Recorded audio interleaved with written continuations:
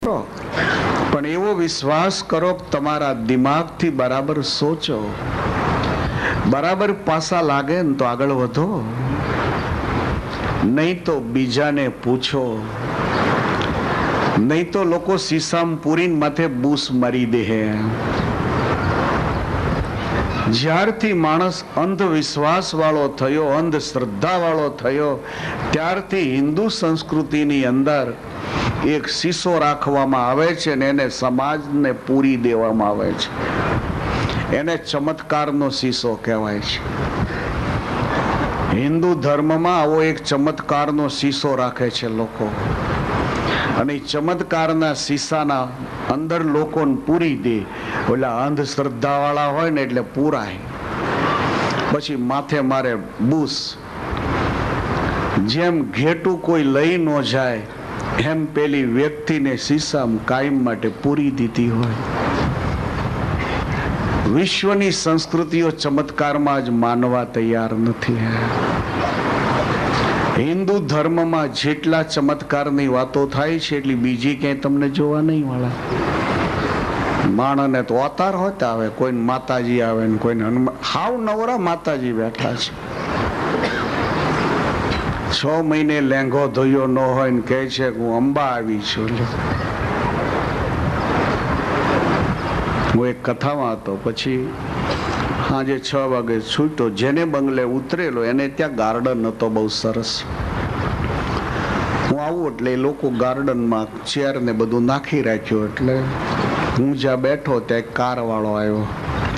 હવે કારમાં 500 ભરેલા એમ ફિયાટ કાર હતી. સંપ બહુ ને, ઇન્ડિયન લોકોમાં સંપ હારો. ઘરમાં જ ઝઘડા હાલે છે, બાકી રિક્ષામાં તો 17 હમાઈ જાય. એમ ઘરમાં ઝઘડા ઝઘડ કર્યા કરે. એટલે એ ફિયાટમાંથી 5-6 જણા ઉતર્યા. હવે મને ઓળખતા હશે, હું તો એને કઈ ઓળખતો નહોતો. મને કે જય સ્વામિનારાયણ. મેં તો આવો બેસો. એટલે બીજી ચેરો હતી એની ઉપર બેઠા. મેં તો બોલો પાણી લેશો? શું લેશો તમે? એમ ગરદણીએ પાણી આપ્યું, ચા આપ્યો. હવે જે ભાઈઓ આવ્યા હતા એટલે મને કે અમે કથામાં આવવા નીકળ્યા હતા, પણ રસ્તામાં મોડું થઈ ગયું ને એટલે કથા પૂરી થયા પછી અમે પહોંચ્યા. બધું હશે હવે. એટલે કે એમ થયું કે ચાલો ઉતારે દર્શન કરતા જાય, એટલે હું દર્શન કરવા આવ્યા છીએ. મેં બહુ સારું, બેસો. હવે એની બાજુમાં એનો વેવાઈ બેઠેલો. હવે વેવાઈની ઓળખાણ કરાવતા મને કહે છે કે આ મારા વેવાઈ છે. મેં કીધું સરસ, વાહ. મને કે બહુ સારા જ્ઞાની છે. કે મેં તો આનંદની વાત છે. માણસને જરૂરી જ્ઞાન તો હોવું જોઈએ ને. તમારા વેવાઈ સારા જ્ઞાની છે, મને આનંદ થયો. તો મને કે ભાગવત તો કંઠે આખું. મને એમ થયું કે આને કહું કાલ તું બેહી જતો. પછી પણ અમારા સાધુનો સ્વભાવ ને એટલે બહુધાએ કોઈની વાતને મેં કાપીએ નહીં. એને મુબારક છે. જેમ બાળકના તોફાનને મા બાપ તોફાન નથી માનતા, એમ સમાજ જે છે એના તોફાનને સાધુઓ તોફાન નથી માનતા. એમ માને હશે. એટલે મેં કીધું સારી વાત છે. ભાગવત આખું કંઠે તો બહુ આનંદની વાત છે. તો મને કે સ્વામી બિઝનેસમાં પણ એટલા બધા આગળ વધી ગયા છે. સારા સારા બિઝનેસમેનોની સાઈડ કાપી ગયા છે. 5 બંગલા તો બસ આ ટાઉનમાં છે, કે એમાં એકમાં રહે છે ને બાકી 4 તો ભાડે આપ્યા છે. એટલે મને એમ થયું કે આના મગજના માળ બધા ભાડે હશે. મારી આગળ બંગલાનું લિસ્ટ આપવાથી હું ફાયદો થવાનો છે? પણ હું કઈ સોદો કરું એમ નથી ને. કોઈ બિઝનેસમેન હોય એની આગળ આ બધી વાતો કરે તો ઓલા બિઝનેસમેનને એમ લાગે કે આને માલ આપવામાં વાંધો નથી. એમ મારી પાસે તો કશું હતું નહીં, મંજીરું હતું, તું વગાડી. છતાંય હું તો હાજ પાડ્યા કરો કે ભાઈ સરસ વાત છે. તો મને કે દુકાનો તો ઘણી સિટીમાં ચાલે છે એની. એમ મેં તો બહુ સારી વાત છે. તો મને કે સ્વામી બિઝનેસમાં જેટલા આગળ વધ્યા એટલા આધ્યાત્મિકતામાં આગળ વધ્યા છે. તમને શું વાત કહું એની. એમ એને તો સાક્ષાત ભગવાનનો અવતાર આવે છે. એટલે મને એમ થયું કે હવે આને મારે અટકાવવું જોઈએ. આ સ્ટેશન આવી ગયું તો હાલ્યો જ જાય છે. એટલે મેં કીધું ભગવાનનો અવતાર આવે તો હા બધાય ભગવાનનો અવતાર આવે. અરે મને કે એમને તો આવે સ્વામી, બીજાને લાવે છીએ. એટલે મેં કીધું તો પછી મને લાવી શકશે? મને કે હા લાવી શકે ને, લાવી શકે ને, બધાને લાવી શકે. એટલે મને એમ થયું કે આજ આ ભમરાને જવા દેવો નથી. હવે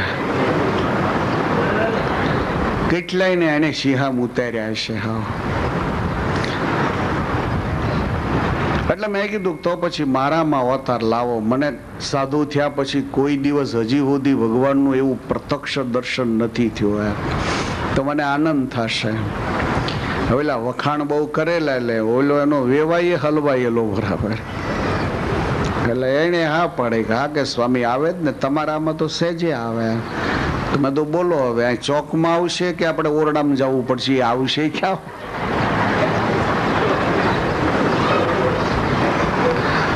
તો મને કે આપણે કમરામાં જવું પણ બધા હાલો કમરામાં જઈએ. અમે ઊભા થઈને ગયા બધા. એટલે મને કે સ્વામી હેઠે બેસી જાઓ અને આ બારીઓ બધી બંધ કરી દો. મેં તો એક વાત કરું. મેં તો અમારે સૌરાષ્ટ્રમાં ઘણા એને અવતાર આવે પછી એક જણો હાકળ લઈને ઝૂડવા મળે. એમ તમે મને હાકળ લઈને ઝૂડવાના નથી ને? જો એવો પ્રયોગ કરતો તો અવતાર આવવાનો છે. એટલે મને કે સ્વામી હસો છો તમે? મને એમ થયું કે હરી જાય પાછો. મેં તો ના, હસવાની કોઈ વાત નથી, વાહની સલામતીની વાત છે. આ તો તું લઈને જોડવા મળી, હું રાડ્યું નાખું, લોકો ભેગા થાય તો તમે એમ કહો કે એને અવતાર આવે છે, બોલતા નહીં. લોકો મને છોડાવે નહીં કોઈ. મને કે ના સ્વામી એવું ન હોય. તો ભલે. તો મને કે એક બાઉલમાં પાણી આપો. એટલે બાઉલમાં પાણી ભર્યું. મેં તો બાઉલનું પાણી પૂરું થઈ રહેશે ને તો બાલદી ભરી આવું. મને હસવું આવ્યા કરે. કંટ્રોલ ઘણો કરું કે જો હસી જવા હે ને તો આને એમ થાય કે આ મશ્કરી કરે છે એટલે વયો જાય, આને આ જવા નથી દેવો. એટલે એક બાઉલ ભરીને પાણી હું બેઠો. એટલે મને કે ખોળામાં હાથ લઈ લો. મેં તો બે હાથ લઈ લો કે એક લઉં? તો કે બે હાથ ખોળામાં રાખો. એટલે ખોળામાં રાખ્યા. પછી મને કે કયા ભગવાન લાવવું એમ? એટલે મને એમ થયું કે આની પાસે કેટલાક સેમ્પલ હશે એમ. મેં તો તમને ઠીક લાગે લાવો ને. તો મને કે તમે મહુવારો છો? મેં તો આ મહુવારો છું. તો મને કે મહુવા મંદિરમાં કયા ભગવાન બિરાજે છે? મેં તો લક્ષ્મણ ભગવાન. મને કે એ લાવું તો મેં મારા ઓળખાણ વાળા, એને લાવો તો બહુ આનંદ થાય. એટલે મને કે આંખો બંધ કરી દો. મેં તો ભલે. પછી મને કે લક્ષ્મણ દેવ આ રહા હૈ, લક્ષ્મણ દેવ આ રહા હૈ, એવો સંકલ્પ કરજો. મેં તો ભલે. એટલે મેં તો આંખો બંધ કરી, હાથ ખોળામાં લીધા. હવે એ મારી ઉપર પાણી છાંટતો જતો ને બોલતો જતો તો લક્ષ્મણ દેવ આ રહા હૈ. મને પલાળી મૂક્યો એમનો. પછી મને કે હવે હું દેખાય? મેં તો અંધારું. તે વળી બાજુ ચાલુ કર્યું એને. તો ફરી વાર પૂછ્યું કે હવે તમને કઈ દેખાય? મેં તો કાંઈ દેખાતું નથી, અંધારું દેખાય. કયો તો બારી ઉગાડું તો કઈક દેખાય. એટલે એ ઢીલો પડી ગયો. એટલે મને ક્યાંક ઉગાડી નાખો. એટલે ઉગાડી અને વેવાઈને કે બારીઓ ખોલી નાખો. મેં તો ભાઈ કેમ અવતાર ન આવ્યો? તો મને કે સ્વામીજી તમારામાં નહીં આવે કે. મેં તો અવતાર કઈ ફરવા ગયો છે? કોઈ પિકનિકમાં ગયા છે ભગવાન? મને કે ખોળિયું જેનું પવિત્ર હોય એના ખોળિયામાં અવતાર આવે. મેં કીધું આ કઈ મેટ્રેસ છે ખોળું કાઢીને ધોઈ આવું? કેટલા ને તું સીસામ પૂરે છે ભાઈ. આમનો આ ધંધે ક્યાં તું ચડી ગયો એમ? ભગવાન ભજાવવાનો ધંધો કરે, આ ધંધો રહેવા દે. આમાં તું સફળ નહીં થાય.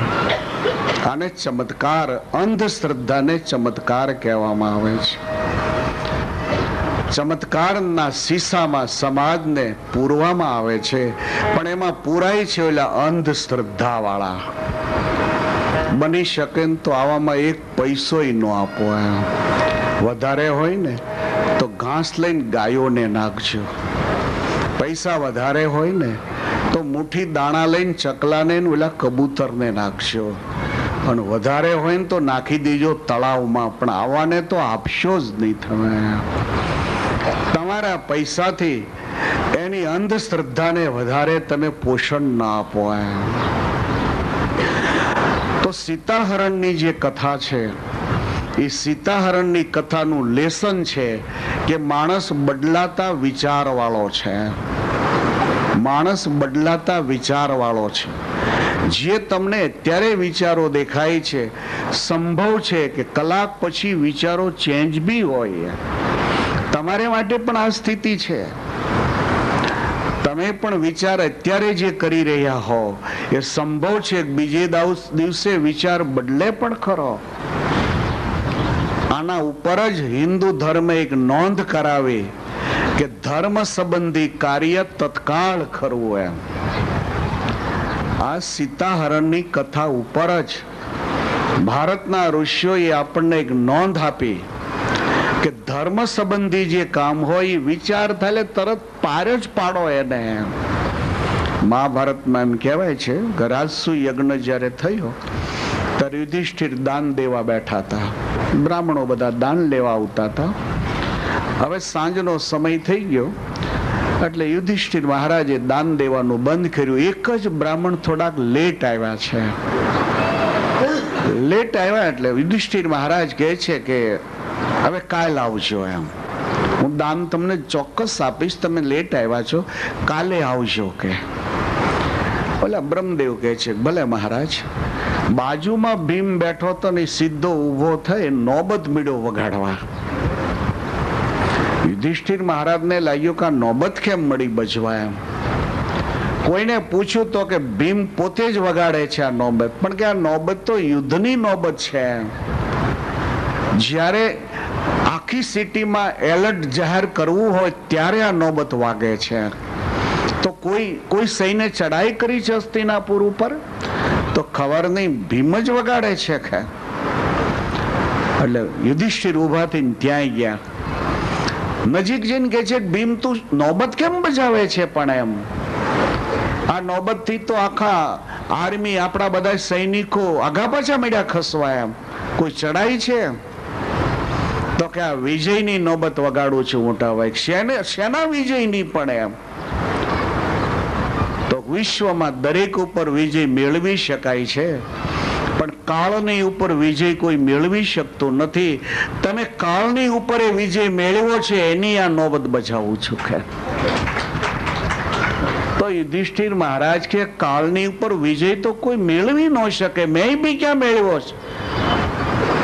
તો કે મોટા ભાઈ ઓલા બ્રહ્મદેવ આવ્યા હતા ને કીધું કે હું દક્ષિણાની ઈચ્છાથી આવ્યો છું, તો આપે એમ કીધું તું કાલ આવજો. તો કાલ સુધી મોત નહીં આવે તમે ફાઇનલ કર્યું છે ને. સનાતન ધર્મના ઋષિઓએ આપણને નોંધ કરાવી ધર્મસ્ય ત્વરિતા ગતિ. ધર્મ સંબંધી કાર્ય છે તત્કાળ કરવું. શુક્રવાર કે અત્યારે જે તમારા વિચાર છે સંભવ છે કે 2 કલાક પછી વિચાર બદલી પણ જાય.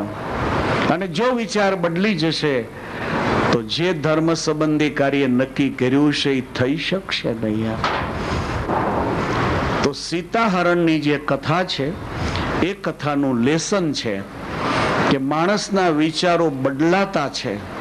બદલાતા વિચાર હોવાને કારણે માણસ સાથે અંધવિશ્વાસ અંધશ્રદ્ધા ન રાખતા, નહીં તો તમે થાપ ખાઈ જશો.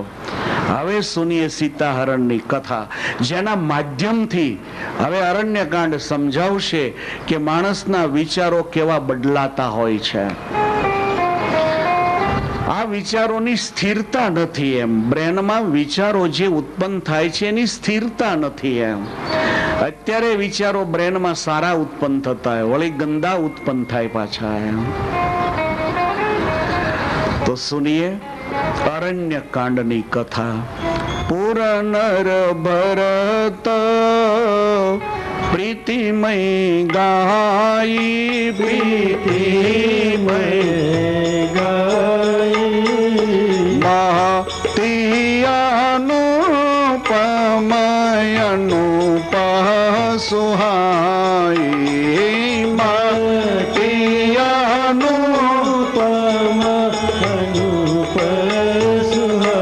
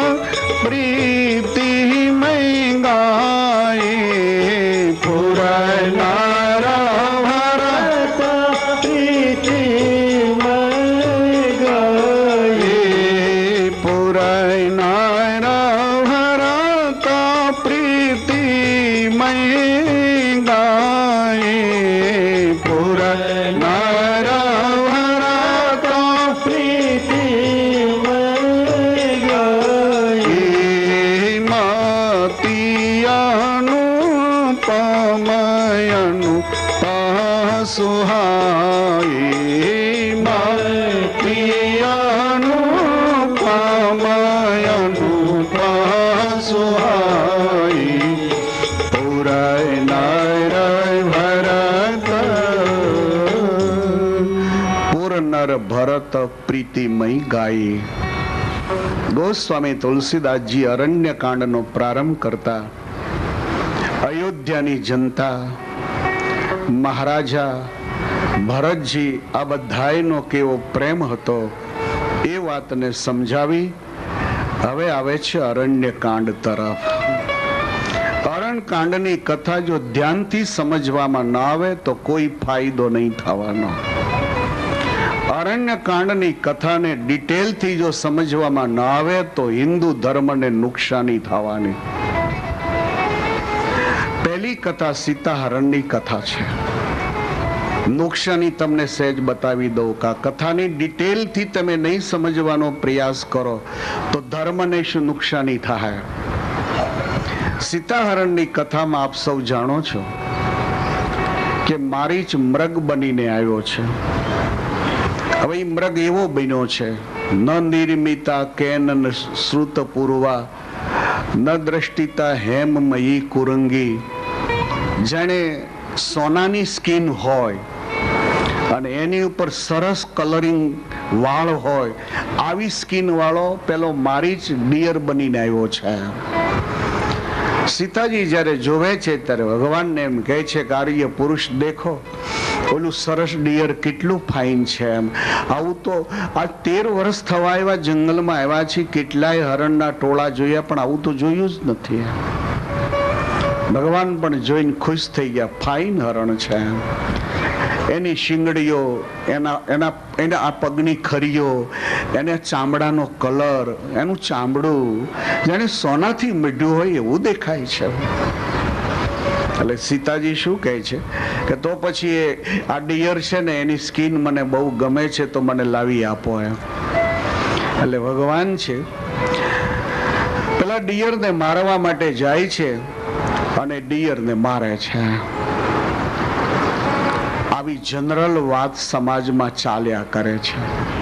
હવે હું તમને આની અંદર રોંગ ક્યાં છે એ બતાવું કે જે સંસ્કૃતિ પાણીને ગાળીને પીવાની વાત કરતી હોય, જે સંસ્કૃતિ દૂધ પાણીને ગાળીને પીવાની ભલામણ કરતી હોય, જે સંસ્કૃતિના સાધુ મોઢા ઉપર મુમતી બાંધતા હોય, એ સંસ્કૃતિની માતા સીતાજી, એ સંસ્કૃતિની માતા અમારી સીતાજી એક નિર્દોષ પ્રાણીની સ્કિન માટે મારવાની વાત કરે. આ મગજમાં બેસ તમને. જે સંસ્કૃતિનો સમાજ મરી ગયેલાને મરી ગયેલો છે એમ કહેવા તૈયાર નથી. મરેલાને મરેલો કહેવા જે સંસ્કૃતિનો સમાજ તૈયાર નથી. જે સંસ્કૃતિનો સમાજ હિંસા શબ્દ બોલવા માટે તૈયાર નથી. એમ અહિંસા માટે આ સનાતન ધર્મની સંસ્કૃતિ વર્ષોથી લડતી આવી છે. આ સંસ્કૃતિને હિંસા શબ્દ ગમતો જ નથી. આ સંસ્કૃતિના સંતો એવું માને છે કે કોઈ પણ જીવને મન વાણીને કર્મથી પીડા થાય એનું નામ હિંસા કહેવાય છે. પ્રત્યક્ષ હિંસાનો તો નિષેધ છે આ સંસ્કૃતિમાં, પણ આ સંસ્કૃતિમાં વાણીથી હિંસાનો બી નિષેધ છે. એટલે તો સનાતન ધર્મમાં દૂષિત વસ્તુને ખાવાનો પ્રતિબંધ કર્યો છે. દૂષિત વસ્તુ એટલે ઓલી લાંબી મોગરીઓ આવે ને, એ મોગરી એ તમે હાથમાં લ્યો, ખાવા મૂળાની મોગરીઓ લાંબી આવે કાળી કાળી, એ હાથમાં લ્યો અને કોઈ એમ કે આ તો ઉંદરડાના પૂંછડા જેવી છે, એમ આ દૂષિત કહેવાય. હવે એને ઉંદરડાની પૂંછડી જેવી છે એમ કીધી એટલે હવે ન ખવાય, કારણ કે ભાવ દૂષિત થયો. તો આ સંસ્કૃતિ ભાવ દૂષિત ખાવાની ના પાડે છે. ભાવ દૂષિતમાં સમજો છો ને, વિશ્વના બધાય લોકો ભાવ દૂષિતતામાં માને છે, તો આપણે તો સનાતન ધર્મી છીએ, આપણે તો માનતા જ હોઈએ ને. ભાવ દૂષિતનો અર્થ એ થાય, અહીંયા તો આપણા ટોયલેટ રૂમ જે હોય એટલે બાથરૂમ રૂમ જે હોય એ નાના હોય છે. ફોરેનમાં તમે જુઓ ને તો આપણો સિટિંગ રૂમ હોય ને એવડો એનો ટોયલેટ રૂમ હોય, કે જેમાં એ સાવર લેતો હોય, શારીરિક બધી ક્રિયા કરતો હોય, એને ટોયલેટ રૂમ એ લોકો કહે છે. અને આ ટોયલેટ રૂમ આપણા સિટિંગ રૂમ જેવડો જ હોય. હવે જ્યારે એને ઘરે કોઈ સત્સંગ હોય, એને ઘરે કોઈ પાર્ટી હોય, ત્યારે લોકો ત્યાં આવે. હવે પાર્ટી બધી પૂરી થઈ જાય પછી જમાડવાની વ્યવસ્થા હોય, એટલે લોકો ડીશમાં જે કંઈ યોગ્ય લાગે એ વસ્તુ લેતા હોય. તો ઘણીક વાર એવું બને કે આપણો હોલ નાનો હોય ને માણસ વધી ગયો હોય. હવે માણસ વધી ગયો હોય તો બધાને હવે ઊભા ક્યાં રહેવું, એમ બેસાડવાય ક્યાં, એટલે બુફેની એક પ્રથા દાખલ થઈ છે. એટલે હવે ઊભા પછી કોઈ ચેર ઉપર બેસે, તો કોઈ દાદરના પગથિયે બેહે, તો કોઈ ગરાજમાં બેહે, કોઈ પાછળ થોડો ગાર્ડન હોય તો એમાં ઊભો ખાતો હોય. જેને જ્યાં ઠીક લાગે ત્યાં ઊભા પછી ખાતા હોય. ઓલો ટોયલેટ રૂમ છે ને એ સિટિંગ રૂમ જેવડો હોય, છતાં કોઈ દિવસ કોઈ ન્યા ખાવા ન ગયો. નહીં તો અહીંયા ગીરદી છે, અહીંયા બેહવાની જગ્યા જ નથી. બેડરૂમમાં બેઠા છે, પોતાના સિટિંગ રૂમમાં બેઠા છે, ગરાજમાં ભરાઈ ગયા છે, આગળના ગાર્ડનમાં ભરાઈ ગયા છે. હજી સામે એવી કોઈ જગ્યા નથી, તો સિટિંગ રૂમ જેવડો ટોયલેટ રૂમ છે, વળી ક્લીન. સિટિંગ રૂમ કરતા ટોયલેટ રૂમ વધારે ક્લીન હોય છે. ત્યારે ખાસ માર્કિંગ કરજો, સિટિંગ રૂમની દિવાલો જે હોય છે એને ટાઇલ્સ નથી હોતી, જ્યારે બાથરૂમ રૂમ જે હોય છે એની દિવાલને ટાઇલ્સ હોય છે ને. સિટિંગ રૂમની ઉપર ખાલી છત હોય છે, જ્યારે બાથરૂમ રૂમને ઉપર બી ટાઇલ્સ હોય છે. સિટિંગ રૂમ આખામાં જેટલા લેમ્પ હોય ને એનાથી ઝાઝા તો ટોયલેટ રૂમમાં લેમ્પ હોય છે. અને કેટલો ક્લીન કરી રાખ્યો હોય એને, છતાંય પણ કોઈ માણસ ત્યાં કેમ ખાવા નથી બેસતો. ઘણીક વાર ગેસ્ટ વધી જાય, હવે બેડરૂમ 2 હોય ને ગેસ્ટ વધારે હોય, તો પછી આપણા બેડરૂમમાં એને આપણે સુવરાવી દઈએ છીએ. અને લેડીઝ હોય કિચનમાં બેડિંગ કરીને હોવે. પછી જે રસોડું હોય, જગ્યા નથી, ગેસ્ટને બેડરૂમ આપી દીધો હોવા માટે, તો કિચનમાં એ બેડિંગ કરીને લેડીઝ હોવે. ઓલો ટોયલેટ રૂમ હાવ ખાલી પડ્યો, ન્યા કેમ પથારી નથી કરતા? આનું નામ ભાવ દૂષિત કહેવાય. એ જગ્યા ટોયલેટની જગ્યા થઈ. 4 દિવાલ એને મારી દીધી તમે. એ 4 દિવાલ મારી એટલે વચ્ચેનો જે ભાગ જગ્યાનો છે એ ટોયલેટ બાથરૂમ રૂમ કહેવાય છે. તો એ ભાવ દૂષિત કહેવાય. ત્યાં ગંદી વસ્તુ કોઈ છે જ નહીં, પણ એને ભાવ દૂષિત કહેવાય. અને ભાવ દૂષિત એનો નિષેધ હિન્દુ ધર્મે કર્યો છે. તો જે હિન્દુ ધર્મ ભાવ દૂષિત ખાવા, ભાવ દૂષિત વસ્તુ પીવાનો નિષેધ કરે, તમે ફ્લાઇટમાં ક્યારેક જશો તો એ લોકો જે ઓલી ડીશ આપે ને, ડિનર હોય કે લંચનો ટાઈમ હોય, હવે એમાં જે ડીશ આવે તો ઘણીક વાર માણસ એમાંથી એકાદી આઈટમ ખાય. આપણે ઇન્ડિયા જેવું નહીં તો આપણે ત્યાં ઠેલી હારી લેતા જાય. ટ્રેનમાં ડીશ આવે ખરી, શતાબ્દીમાં બધા એમાં આવે છે, એમાંથી જે ખાવું એ ખાય, બાકી ડીશ લઈને પછી ઠેલીમાં ભરી દે છે. મુझे કોઈ તકલીફ નહીં હે. હું એ બતાવવા માંગુ છું ભાવ દૂષિત. તો જ્યારે ફ્લાઇટમાં બેસીએ ને ત્યારે આ ડીશો બધી આપતા હોય. હવે ઘણીક વાર હું જોઉં તો પેલો માણસ ડીશ આખી લઈ ખરો, પણ એમાંથી એકાદી બ્રેડ કે જેને લેવું હોય એકાદું ખાઈ લે, બાકીને મૂકી રાખી હોય. હવે બધા ખાઈ લે ત્યાર પછી એને લઈ જવામાં આવે. હવે લઈ ગયા પછીથી જે લોકો ફૂડ અંદર, જે લોકો ફૂડનો કોન્ટ્રાક્ટ રાખતા હોય છે, એ ખાસ એક આપણો હરિભગત છે, આપણો આશ્રિત છે. મેં એને પૂછ્યું કે આવી ઘણી ડીશો હોય છે કે જેમાં એક જ આઈટમ એને લીધી હોય, બાકી બધી એમનેમ જ હોય. આ ડીશો પાછી જ્યારે જાય ત્યારે ક્યાં જાય છે? મને કે સ્વામી, અહીંયાનો નિયમ એવો હોય છે કે તમારા માટેની ડીશ નક્કી થઈને બસ એ તમે ખાવ તોય ભલે, ન ખાવ તોય ભલે, તમારી ડીશ એ તમે ન ખાવ તો ગાર્બેજમાં જાય છે. આને ભાવ દૂષિત કહેવાય કે તમારે માટે આ નક્કી કરેલી વસ્તુ છે. હવે એમાંથી તમે ખાવ કે ન ખાવ પણ એ ગાર્બેજમાં જાય, અને ભાવ દૂષિત કહે છે. તો આપણી હિન્દુ સંસ્કૃતિ ભાવ દૂષિત વસ્તુ ખાવાનો નિષેધ કરે. એ સંસ્કૃતિની માતા સીતાજી છે. સીતાજી છે સનાતન ધર્મની આદ્ય શક્તિ, માં લક્ષ્મી છે. અને ઈ ભગવાનને એમ કે આ ડિયરની મને સ્કિન જોઈએ છીએ, આ હરણનું ચામડું મારે જોઈએ છીએ, અને ચામડાનું મારે બ્લાઉઝ બનાવ્યું છે, માટે તમે એને મારીને મને ચામડું લાવી આપો. તદ્દન વાત આ ખોટી છે. અને જો આ વાત સાચી હોય તો હિન્દુ સંસ્કૃતિની માતા એ હરણને મારીને એની ચામડીની ચોળી કરવા જો માગતી હોય તો આ સંસ્કૃતિમાં પછી હિંસાનો નિષેધ શું કરવો જોઈએ? લોકો એમ કે સમર્થ કુ નહીં દોષ ગોસાલ્યા. તો સીતાજી તો ભગવાન કહેવાય ને, એને વાંધો નહીં આ બધું ખરવાડો. આનો અર્થ એવો થયો કે મોટા કરે લીલા, નાના કરે બધા છીનાળવા. આવી બે ધારી નીતિ સનાતન ધર્મમાં કેમ ચાલી શકે? આપણી સંસ્કૃતિ ઉપર લોકો વિશ્વાસ નહીં કરે કે તમારી સંસ્કૃતિની તો બે ધારા છે. મોટા કરે એને માટે તમે છૂટી રાખો છો, નાના માણસો કરે એને ડારો ડફરો દો છો. સનાતન ધર્મની વિચારધારા બે ધારી નથી. અમારા વૈદિક ધર્મ ગ્રંથો બે ધારામાં બોલતા જ નથી. અમારા ગ્રંથો તો એક જ વાર બોલે છે, બોલ્યા પછી એમાં બંધાયેલા રહે છે કાયમ માટે. એ જે બોલે છે એ પ્રમાણે જ પળાવવા માટે પાળવા માટે તૈયાર હોય છે. આ સંસ્કૃતિમાં માથું આપી દેવું સહેલું છે, બાકી વચન આપ્યા પછી એનાથી આગુ પાછું ખસવું એ કઠણ લાગે છે. અને એવા એક નહીં, તમને હજારો ઇતિહાસો બતાવું કે પોતાના ધર્મથી, પોતાની સંસ્કૃતિથી, પોતાના નિયમથી સહેજે પણ આગા ખસવા માટે આ સંસ્કૃતિનો માણસ તૈયાર જ નથી.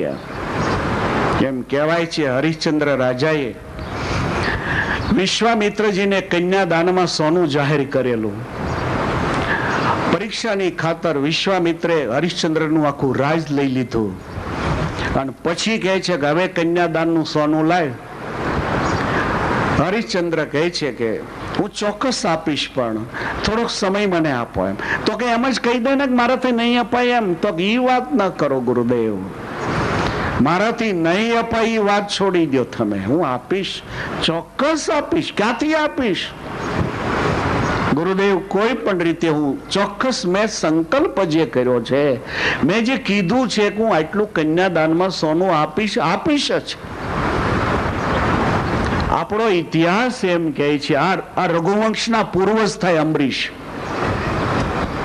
હરિશ્ચંદ્ર છે એ અંબરીશના વંશ હતા, વંશજ હતા.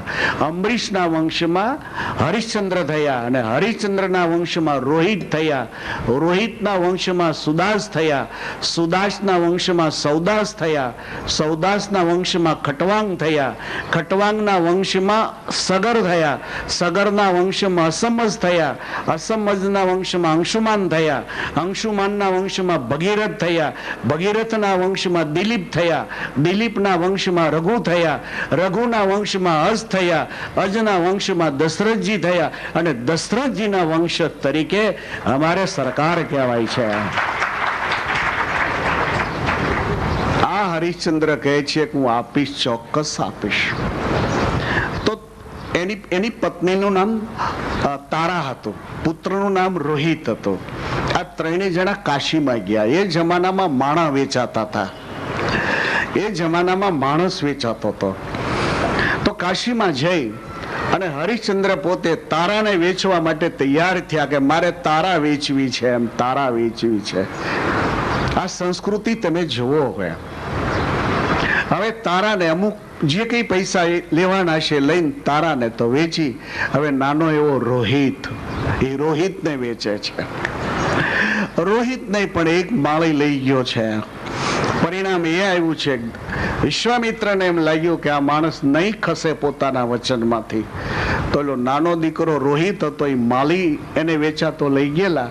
તો રોહિત બગીચામાં કઈ કામ કરતો હશે, એમાં વિશ્વામિત્ર સાપ થઈને કઈડા છે, રોહિત મરી ગયો છે. હવે તારાને સમાચાર મળ્યા છે, એટલે તારા રજા લઈ અને રોહિતની બોડી લઈ અને હવે એની અંત્યેષ્ટિ ક્રિયા કરવા માટે સ્મશાનમાં આવી છે. આજે પણ તમે ગંગા કિનારે બનારસમાં જાઓ તો મણિકર્ણિકા નામનો ઘાટ આજે પણ લોક પ્રસિદ્ધ ઘાટ છે. આજે પણ દૂર દૂરથી બોડીઓ ત્યાં અગ્નિ સંસ્કાર માટે આવે છે. એટલે તારા ત્યાં આવી છે. હવે તારા ત્યાં આવી એટલે હવે પાસે તો કશું હતું જ નહીં. પોતે તો કોઈને ઘરે વેચાયેલા હતા ને, નોકરાણી તરીકે કોઈને ઘરે કામ કરતા હતા. એટલે લાકડા થોડા થોડા ક્યાંક ક્યાંકથી ભેગા કર્યા, કારણ કે ઘણી ચિત્તાઓ હળગતી હતી. એમાંથી થોડા થોડા લાકડા લઈને એક ચિત્તા બનાવી. હવે ચિત્તા લઈને પછી ઓલી બોડી બાળકની માથે મૂકી. પણ ઇતિહાસ એમ કહે છે કે ઓલી લાકડાની ચિત્તા હતી, હળગતી જ નહોતી. સળગતી ચેમાંથી ઈંધણા લાવી પુત્રની પાલનહાર, ફૂક મારીને આગ ચેતાવે, ફૂક મારીને આગ ચેતાવે, સળગ નહીં અંગાર. ઓલી ચિત્તા હળગે જ નહીં. એનો ધુમાડો થયો ને ત્યાં હરિશ્ચંદ્રજીને ખ્યાલ આવ્યો. હવે સ્મશાનનો એવો નિયમ કે કોઈ પણ બોડી બાળવા માટે આવે તો 1 રૂપિયો અને હવાશેર ખીચડું આપવું પડે. હવે ખીચડું જે હોય એ અડધું હરિશ્ચંદ્રને જાય અને અડધું એ સ્મશાનનો એક હરિજન માલિક હતો ખેમરાજ કરીને. એ અડધી ખીચડીને 1 રૂપિયો ઈ પેલા માલિકને જતો. એટલે હરિશ્ચંદ્રને એમ લાગ્યું કે આ કોઈ બોડી હળગાવા આવ્યો એમ. નજીક જ્યાં આવીને જોવે ને ત્યાં તો તારા જ ફૂંક મારી રહેલી.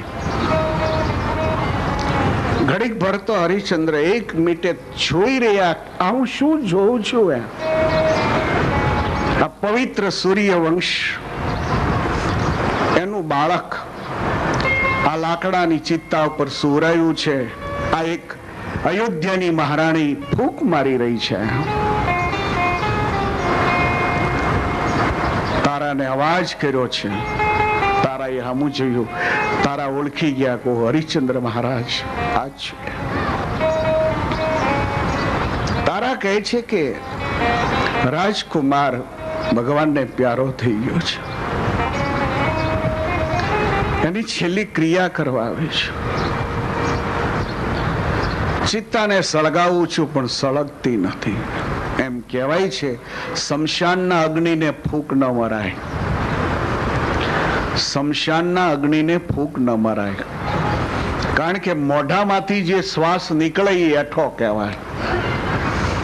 દીવાને તમારે ફૂંકથી ન બુજાવાય. મંદિરમાં દીવો બળતો હોય તો ફૂંકથી નહીં બુજાવાય, કારણ કે એમાં શ્વાસ જે નીકળે છે એ શ્વાસ નીકળ્યો એટલે એઠો કહેવાય.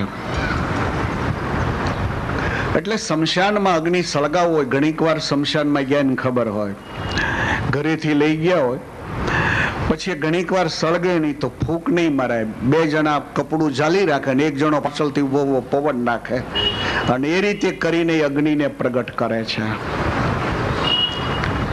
પણ તારાને તો કોઈ કપડાનો છેડો ઝાલનાર હતું જ નહીં. મા દીકરો 2 જ હતા.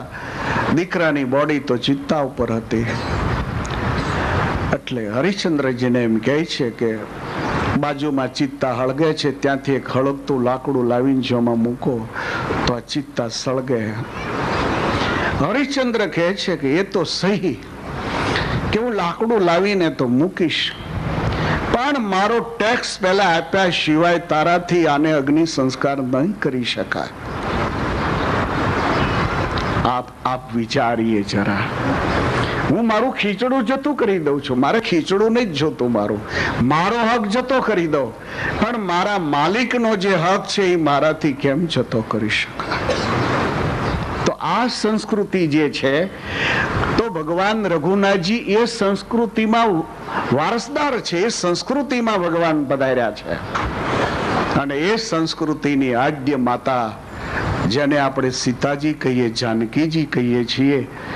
અને એ ભગવાનને એમ કહે કે આ ડિયર, એની સ્કિન બહુ સારી છે, એ ચામડી તમે લાવી દો, મારે એની કંચુકી બનાવવી છે. અને ભગવાન પેલા હરણને મારવા માટે દોડે છે. આ વાત બિલકુલ ખોટી. આ રામાયણની વાત જ નથી. રામાયણ એવી વાત કરી રહ્યા છે. અરણ્ય કાંડમાં સીતાજીનું જે હરણ છે એ હરણમાં ગોસ્વામી અને વાલ્મીક મહર્ષિ બંનેએ એવી રજૂઆત કરી છે કે રાવણે વિચાર્યું કે સીતાનું હરણ જો કરવું હોય તો કઈ રીતે થાય. એને આખું ઓપરેશન ગોઠવ્યું. ગુપ્તચર વિભાગમાંથી રાવણે એવું જાણ્યું કે ઘણા સમયથી સીતા રામની પાસે એક ડિયરની માગણી કરે છે કે મને તમે એક સરસ મજાનું ડિયર લાવી દો, એક હરણ લાવી દો. ભગવાન જયારે પૂછે કે સીતા હરણને શું કરવું તારે, તો સીતાજી એમ કહેતા કે અત્યારે 12 વર્ષ તો પૂરા થવા આવ્યા છે, હવે તો ખાલી 2 જ વર્ષ રહ્યા ને, તો એ તમે હરણ મને નાનું લાવી આપશો બચ્ચું, તો એને એવું સરસ ટ્રેનિંગ આપી અને એવું તૈયાર કરીશ, એને પગે ઘૂઘરું બાંધીશ, ગળામાં ઘૂઘરું બાંધીશ, અને પછી 14 વર્ષ પૂરા થશે અને જ્યારે આપણે અયોધ્યા જઈશું ને ત્યારે ભરત ભૈયાને મારે એ ડિયર ભેટ આપવું છે. એ ટ્રેનિંગ આપેલું, એ પગે ઘૂઘરા બાંધેલું નાનું એવું ડિયર છુમ છુમ છુમ છુમ કરતું જયારે નાચતું હશે ત્યારે ભરત ભૈયા કેટલા ખુશ થશે. પ્રભુ 14 મહિના સુધી આપણે જંગલમાં રહ્યા તો ભૈયા માટે એક ભેટ તો લઈ જવી જોઈએ. એટલે સરકાર એમ કહેતા કે સીતા ચોક્કસ લાવી, મને ગમે છે આ વાત તારી, ગમે છે. ભરત માટે કંઈક ભેટ લઈ જવાની વાત મને ગમે છે. તું ડિયરને સરસ તૈયાર કરી આપ, તો તમે પણ મને લાવી દો, ત્યારે હું એને ટ્રેન કરું ને બરાબર. એમાંથી એક બાણ ચડાવે તો ડિયરને મારી શકે છે, પણ મારવાની વાત આમાં આવતી જ નથી. ગોસ્વામી એ તો સીતાહરણ લીલાના માધ્યમથી એક લેસન આપવું તો કે માણસના વિચારો બદલાતા હોવાને કારણે તમે એની ઉપર એવો વિશ્વાસ ન કરશો, તમે તમારા મન ઉપર એવો આંધળો વિશ્વાસ ન કરશો, કારણ કે તમારું મન છે ને બદલાતું છે. એમ આજે તમને મનમાં વિચારો સારા જે સ્ફુરે છે એ સંભવ છે કાલે સારા નહીં પણ ફૂરે. એમ માટે પોતાના મન ઉપર આંધળો વિશ્વાસ નહીં કરવો, આ સમજાવવા માટે સીતાહરણની કથા હતી. તો સીતાહરણની કથાનું મેં લેસન બતાવ્યું છે. ત્રણે કથાઓ એટલી મધુર છે. સીતાહરણની કથા, મધ્યમાં આવે છે જટાયુની કથા અને એન્ડમાં આવે છે શબરીજીની કથા. ત્રણે લેસનો બહુ સુંદર છે, પણ એક લેસન બરાબર ડિટેલથી સમજાવું, બાકીમાં સમય મળશે તો ચોક્કસ કહીશ. તો શરૂ થાય છે અરણ્ય કાંડની કથા. પુર નર ભરત પ્રીતિમય ગાઈ પ્રીતિમય તિયાનું પામયનું પાસુહાઈ તિયાનું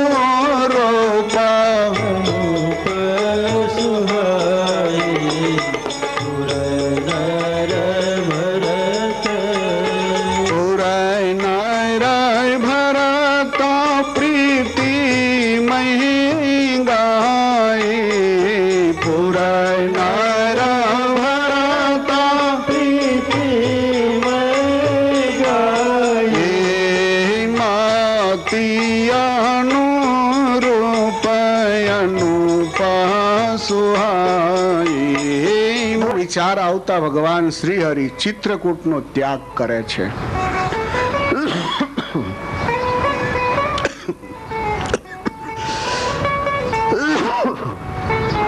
વર્ષોથી ભગવાનને મેળવવાને વાસ્તે ભયંકર સાધનાઓ કરે છે.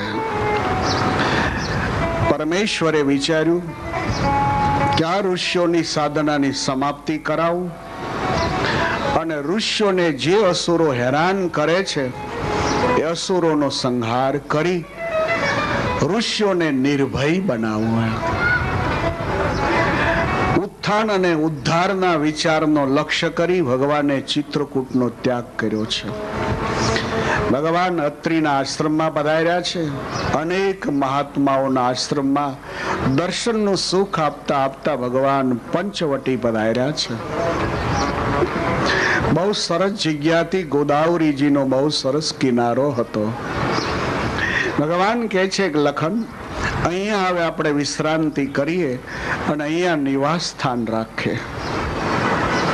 પ્રભુ આદેશથી લખન ભૈયા અને ઋષિઓએ એક સરસ મજાની પર્ણશાળા બાંધી છે. ભગવાન હવે ત્યાર સુધી ચિત્રકૂટવાસી હતા, હવે ભગવાન બને છે પંચવટી નિવાસી. સરસ ગોદાવરીનો કિનારો છે. આ વન પણ એટલું સુંદર હતું, જેમાં અનેક પ્રકારના ફળો વાળા વૃક્ષો હતા, અનેક ફૂલો વાળી લતાઓ હતી. ગંગાજીનો પાણી જેમ મધુર કલરવ કરતા આગળ વધતું હોય એવું ગોદાવરીજીનું પાણી પણ મધુર કલરવ કરતું કરતું આગળ વધતું હતું. વનના પશુઓ અને પક્ષીઓ પણ નિર્ભય જોવા મળતા હતા. હિંસક પ્રાણીઓ અહીંયા બહુ ઓછા હતા. ઠેર ઠેર ઋષિઓના આશ્રમો દેખાતા હતા. સવાર થાય તો ઋષિઓના આશ્રમમાંથી સરસ વેદની રૂચાઓ સાંભળવા મળતી હતી. બરાબર 9-10 નો સુમાર થાય ને તો ઋષિઓના અગ્નિ જ્યારે પ્રદીપ્ત થાય યજ્ઞ કુંડના, આકાશ આખું સરસ મધુર મંગળમય દેખાતું હતું. ભગવાન સીતાજીને લખનને ધર્મની બાબત ક્યારેક સમજાવતા હોય, ક્યારેક જ્ઞાનની વાત સમજાવતા હોય, ક્યારેક ધર્મ અને વૈરાગ્યની વાતો સમજાવતા હોય. લખન ભૈયાએ પણ દૂર દૂર સુધી નીકળી જાય અને ભગવાન માટે, માતાજી માટે સારા સારા ફળોને કાયમ લાવે છે. ગોદાવરીના જળમાં એને ધોઈને સાફ કરે. કેળના પત્તાને લઈ સુંદર ફળોને લખન સીતાજી પ્રભુની આગળ અર્પણ કરે છે. સવારનો સમય જ્યારે થાય ત્યારે ગંગાજીમાં જેમ સ્નાન હોંશે હોંશે કરે એમ પ્રભુ ગોદાવરીજીમાં સ્નાન કરે છે. પ્રભુ સ્નાન કરીને જ્યાં વધારે ને તો સીતાજીએ પ્રભુને પૂજા માટે એક સરસ છાદડી બિછાવી હોય. પૂજાના ઉપહારોની બરાબર વ્યવસ્થિત રીતે ગોઠવણી કરેલી હોય છે. ભગવાનની પૂજા પૂરી થાય એટલે સીતાજી આગળ આવી પોતે જે સાડી ઓઢી હોય છે એનો પાલવનો છેડો થોડો પલાળી ભગવાન રઘુનાથજીના ચરણારવિંદને માર્જન કરે છે. અને માર્જન કરેલો આ છેડો સીતાજી પોતાની બે આંખે અડાડે છે. ત્યાર પછી એને છાતી સાથે લગાડી પ્રભુના ચરણમાં વંદન કરે છે. ભગવાન ઓસરીની કોર ઉપર આસન જ્યારે લે ત્યારે સીતાજી લેફ્ટ સાઈડમાં આસન લે છે. ભગવાન અને માતાજી બંને જ્યારે આસન લઈને ત્યારે લખન ભૈયા પોતાની નિત ક્રિયાથી પરવારી ચૂક્યા હોય, નજીક આવી પ્રભુના ચરણારવિંદમાં શિર ચૂક. લખનનો એક નાનથી જ નિયમ હતો. નાના હતા ત્યારથી ક્રમ હતો, કાયમ ભગવાનના ચરણમાં એ વંદન કરતા, અને જ્યાં સુધી ભગવાન માથે હાથ ન મૂકતા ત્યાં સુધી લખન ચરણમાંથી મસ્તક ઊંચું ઉઠાવતા નહીં. પ્રભુ જ્યારે માથે હાથ મૂકે, લખન મસ્તક ઉઠાવે, પછી માતાજીથી 1 ફૂટ જેટલા દૂર રહી અને માતાજીને વંદના કરે છે. અદ્ભુત પુરુષ છે લખન. લખન કરતા લખનની પત્ની ઉર્મિલા તો અદ્ભુત છે, અદ્ભુત છે. રામાયણ એની વાત નો લખી શકી. વાલ્મીકજી લખવા ગયા તો વાલ્મીકજીની કલમે ના પાડે કે ઉર્મિલાનું નામ નહીં લખી શકો. ઉર્મિલાનો ઇતિહાસ લખવા જતા કદાચ એને અન્યાય થાય. તો ગોસ્વામી તુલસીદાસજી લખવા માટે પ્રયાસ કરે છે, પણ એને પણ ના પાડે છે કલમ કે ઉર્મિલાની કથા હું નહીં લખું, નહીં લખું. ભાગવતમાં રાધાજીની કથા માટે વ્યાસજીની કલમે ના પાડી દીધી કે હું રાધાજીનો ઇતિહાસ નહીં લખી શકું. અદ્ભુત પાત્રો છે. સત્સંગી જીવનમાં મુક્તાન સ્વામીનું નામ લખવા જતા શતાન સ્વામીને ના પાડી કે હું મુક્તાન સ્વામીનો ઇતિહાસ નહીં લખી શકું. જગતના ઉત્થાન અને ઉદ્ધાર માટે પધારેલા આ ભગવાનના એક સ્વરૂપો છે. તો લખનવૈયા માતાજીને વંદના કરતા 14 વર્ષ સુધી હારે રહ્યા, પણ ઇતિહાસ એમ કહે છે કે લખનને જ્યારે એરિંગ બતાવવામાં આવ્યું ઋષિમુખના શિખર ઉપર, ભગવાન એરિંગ બતાવ્યું સીતાજીના કાનનું કે જોજી લખન આ એરિંગ સીતાનું છે. એટલે લખનવૈયા કહે છે પ્રભુ મને આમાં સમજ નથી પડતી.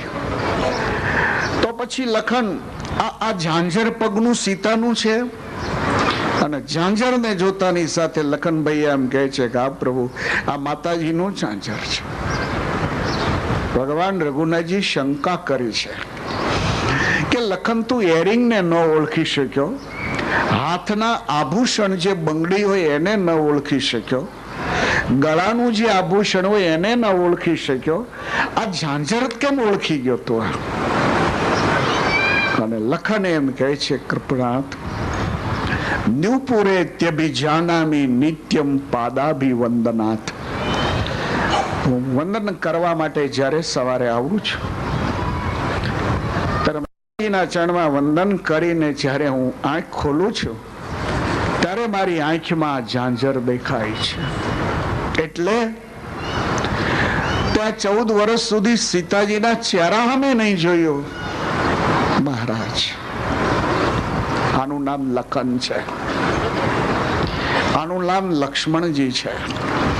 એટલે તો હિન્દુ ધર્મના ગ્રંથોએ અને ઋષિઓએ જ્યાં જ્યાં રામ મંદિરમાં રામના સ્વરૂપની સ્થાપના કરી છે, ભગવાન સીતારામજીને જ્યાં પધરાવ્યા છે ત્યાં રામાયણ મર્યાદાનો ગ્રંથ કહેવાય છે.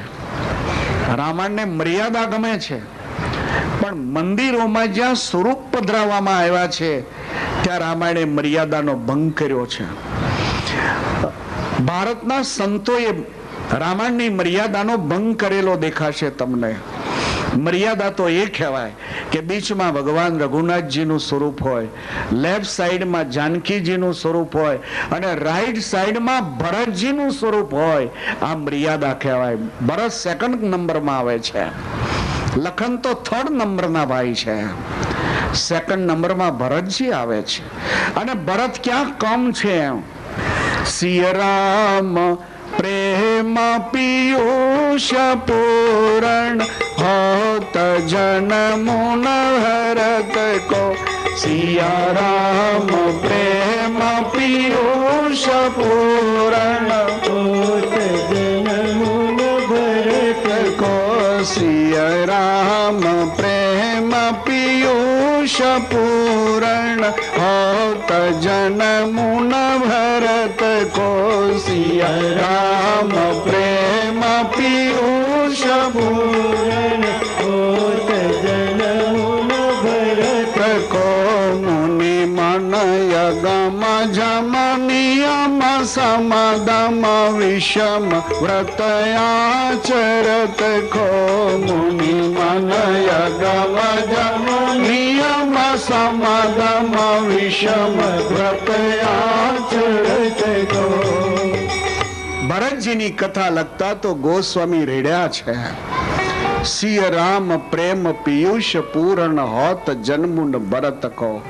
ગોસ્વામી એમ કહે છે કે આ જગતમાં ભરતનો જન્મ જો ન થયો હોત તો ભક્તિ શું કહેવાય છે એની જગતને ખ્યાલમાં ન આવત, કલ્પનામાં ન આવત. ભરત તો ભક્તિનું એક હાલતું ચાલતું સ્વરૂપ હતું. ભગવાન રઘુનાથજીના શરીરમાં પ્રાણ નહોતો, ભરતજી ભગવાન રઘુનાથજીનો પ્રાણ હતો. તો રામ મંદિર જ્યારે તૈયાર થયું હશે, સૌથી પહેલા રામ મંદિર જ્યારે તૈયાર થયું હશે અને એ ટાઈમે મૂર્તિ પધરાવવાનો સંતોએ જ્યારે નિર્ણય લીધો હશે, ત્યારે એ નિર્ણયમાં રામ અને સીતાજી આ બંનેનો નિર્ણય લીધો એ તો બરાબર ગળે ઉતરી જાય છે. ભરતજીનો કેમ નિર્ણય ન લેવાનો? ભરતજી ભગવાન પછી નાના ભાઈ છે, પછી થર્ડ નંબરમાં લખન છે, છેલ્લા નંબરમાં શત્રુઘ્નજી છે. તો ભરતજીને મંદિરમાંથી મૂર્તિ સ્વરૂપે કેમ સ્થાપન કરવામાં ન આવ્યા? જ્યાં હનુમાનજી મહારાજ દેખાય છે, જ્યાં લખન દેખાય છે, ભરતજી કેમ નથી દેખાતા? તમે ગમે તે રીતે એને ચાદરથી ઢાંકવું એમ ઢાંકો. કોઈ એમ કહે છે કે બસ રામ આવ્યા એમાં ભરત આવી ગયા. કોઈ એમ કહે છે કે ભરત જે તો બસ રામ જ ગમતા હતા એટલે એ નંદીગ્રામની કુટિયામાં જ કાયમ રહેતા હતા અને મંદિરમાં રહેવું ગમતું નહોતું. તમારે જે ચાદરથી આ વાતને ઢાંકવી, વાતને ઢાંકો. लेकिन सही बात यही है कि लखन हमारे जति योगी राज पुरुष है. संसारने छोड़ीने योगीओ तमने हजारों जोवा મળશે. સંસારને છોડીને હજારો યોગીઓ જોવા મળશે. બાકી સંસારમાં રહીને કોઈ યોગી જો હોય તો એ લખન સુમિત્રા નંદન છે. એટલે જ ઋષિઓએ ભગવાન રઘુનાથજીના રાઈટ ભાગમાં લખનની મૂર્તિ પધરાવી છે. અને આજ ભી દુનિયા ધૂન એવી બોલે છે, રામ લક્ષ્મણ જાનકી જય બોલો હનુમાન કી. નહીં તો મર્યાદા એ છે કે રામ ભરત જાનકી જય બોલો હનુમાન કી એમ હોવું જોઈએ. આ તો મહાન યોગી રાજ છે. તો લખન કરતા લખનની માં બહુ મહાન. તમે સુમિત્રાની કથા રામાયણમાં ખોલશો તો જોવા નહીં મળે. સુમિત્રા રામાયણમાં બહુ ઓછું બોલે છે, બહુ ઓછું બોલે છે. અને એમાંય લખનની પત્ની ઉર્મિલા એ તો લખનનું પાવરાવું છે, પાવરાવું છે. લખન કરતાય બે દોરા ઉર્મિલાજી ચડે છે.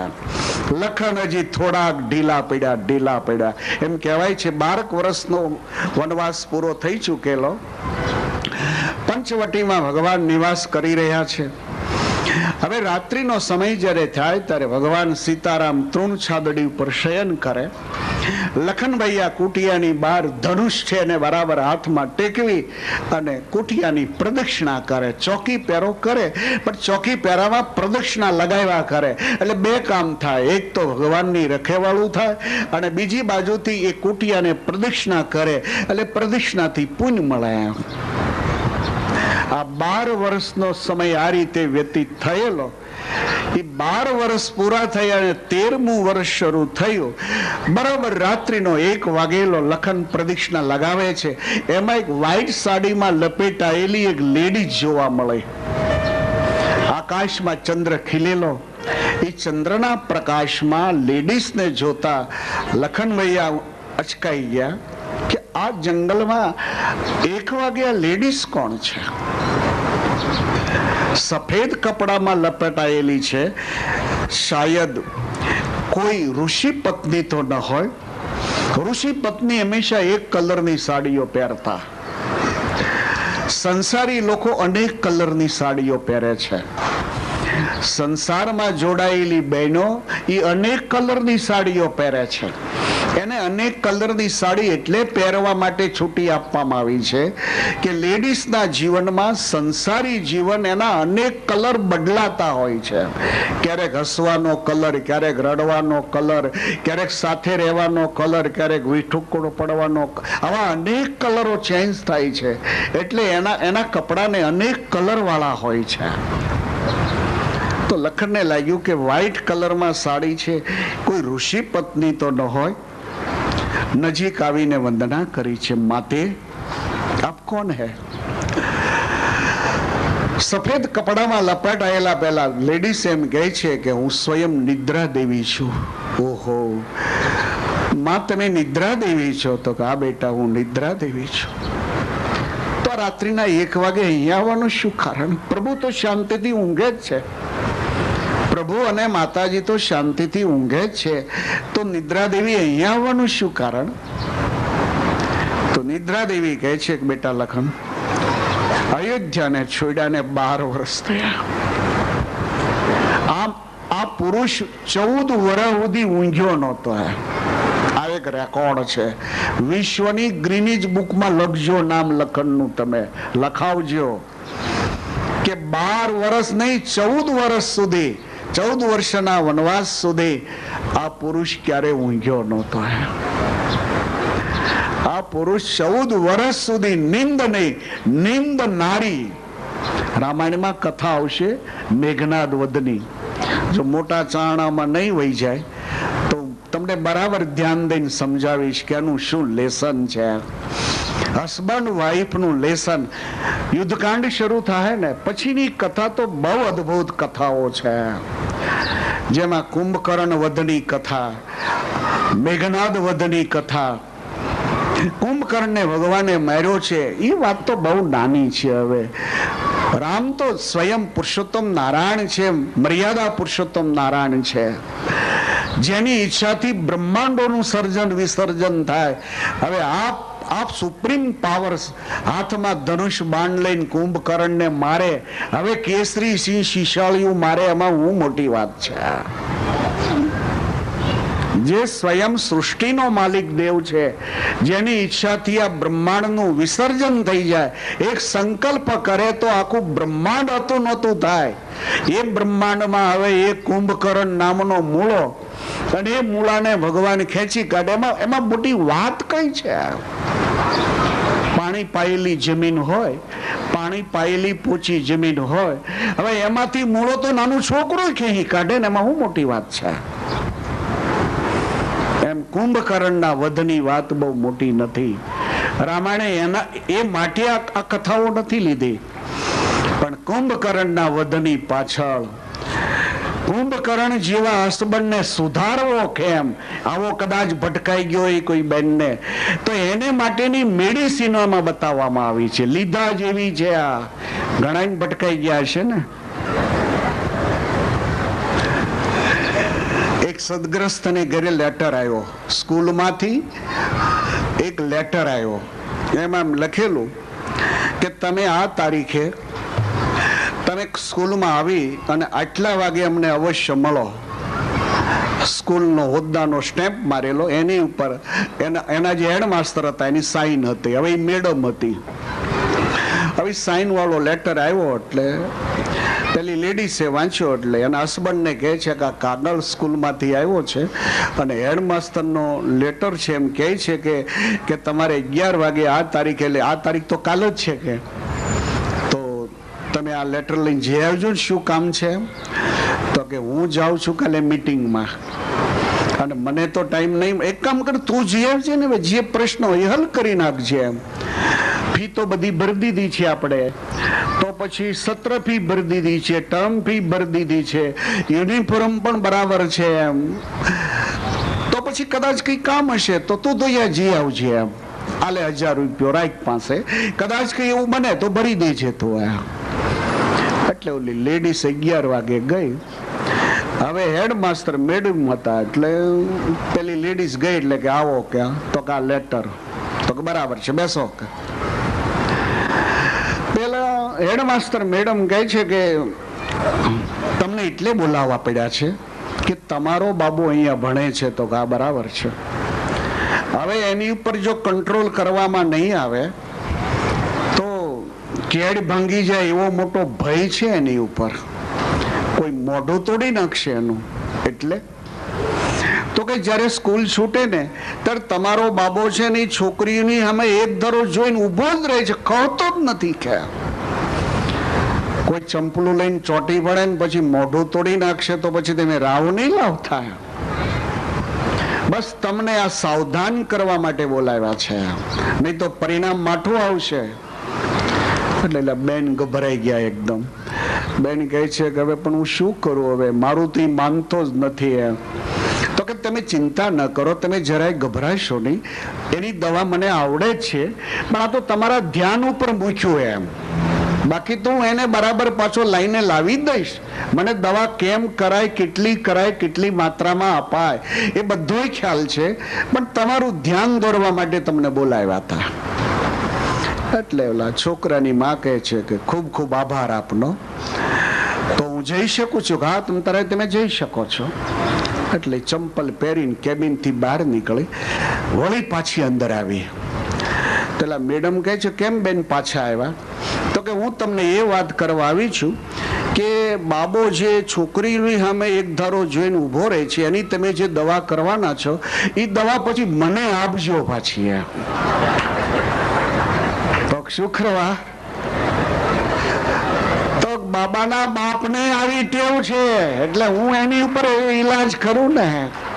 પુર નર ભરત પ્રીતિમય ગાય, પ્રીતિમય મહાપિયાનું રૂપયનું પાસુહાય, મહાપિયાનું રૂપયનું પાસુહાય.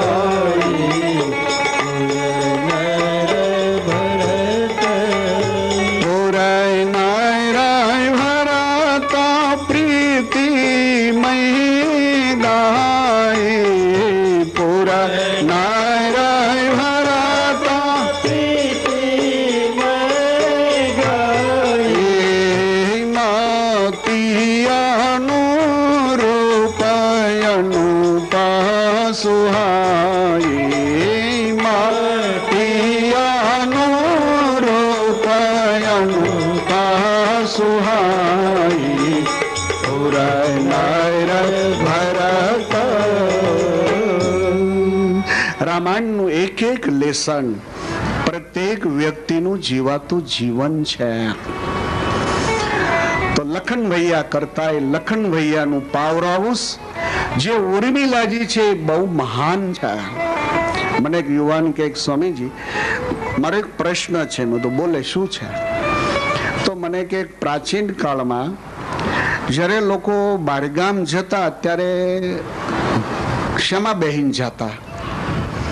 મેં તો પ્રાચીન કાળમાં તો ગાડું હોય, પછી રથ હોય, કાં તો ઘોડું હોય, એ રીતે માણસો એ વાહન ઉપર બેહીને જતા. એમ તો મને કે ઘોડા ઉપર બેહીને જ્યારે બહારગામ જવાનું થાય એમાં હસબન્ડ વાઈફ બેને થાય તો શું થાય?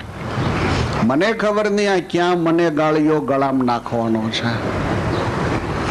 યુવાનો સવાલ કરે ને તેનું બરાબર ધ્યાન રાખું છું, કારણ યુવાનો સવાલ કરે એનો મને એક આનંદ થાય છે. યુવાનો સવાલ કરે એનો મને એક આનંદ. નહીં આવડે તો હું કહીશ કે મને નહીં ખબર પડે, આમાં મને બિલકુલ શરમ નથી આવતી. યુવાનોના પ્રશ્નો જો હલ થઈ જાય, આ યુવા પેઢી જો આદર્શ બની જાય, તમારી જે ધરોહર છે એ ધરોહર એવી મજબૂત થઈ જાય કે આ રામાયણ, આ ભાગવત, આ સત્સંગી જીવન એને મેં દુનિયાના છેડા સુધી ફેરવી શક્યા. બાકી તમારે માટે હવે કોઈ આશા નથી.